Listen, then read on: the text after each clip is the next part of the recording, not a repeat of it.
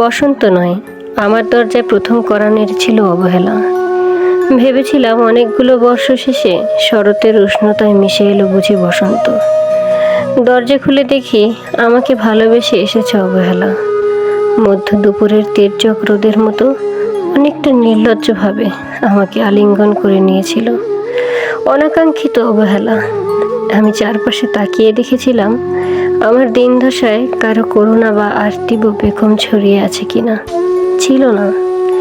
বৃষ্টিহীন জনপদ, খড়খড়ে রোদ যেমন দস্যুদের মতো অদমনীয়, তেমনি অবহেলাও আমাকে আগলে রেখেছিল।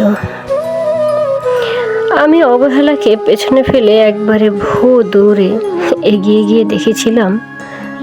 তখন দেখি আমার সামনে কলহাস্যে দাঁড়িয়ে আছে উপেক্ষা। উপেক্ষার সঙ্গেও একবার কানামাছি খেলে এগিয়ে গিয়েছিলাম তোমাদের কোলাহল মুখর আনন্দ সভায়। কি মিলেছিল?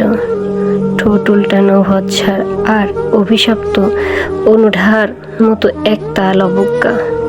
তাও সয়ে গিয়েছিল।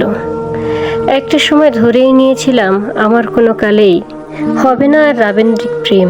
তোমাদের জয়গানে করতারিতে নত যেন থেকেছিল আমার চারপাশে আক্ষেপ লজ্জা।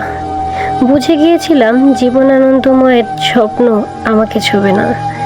জয়নুলের রং নিয়েও কল্পনায় বিশুতি।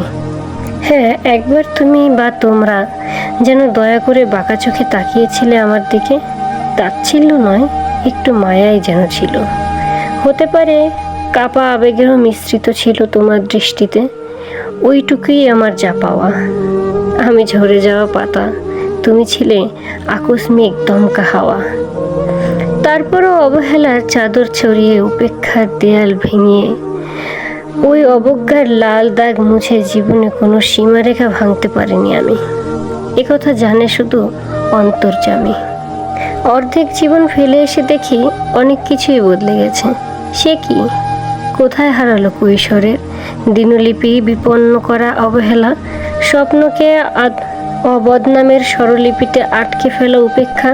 সমুদ্রের জল হাতে রেখে বলে দিতে পারি কোন ঢেউয়ে ভেসে বেড়াচ্ছে তোমার গোপন অশ্রুকণা। আকাশপানে তাকিয়ে বুঝতে পারি কার দীর্ঘশ্বাস ঝরে পড়ছে নক্ষত্র।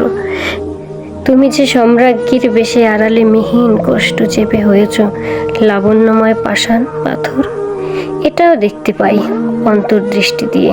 আমি জানি দীর্ঘশ্বাসে ভরা এই আখ্যায়ন যদি পেত কবিতার রূপ, সেই অবহেলা হতো বসন্তের স্বরূপ।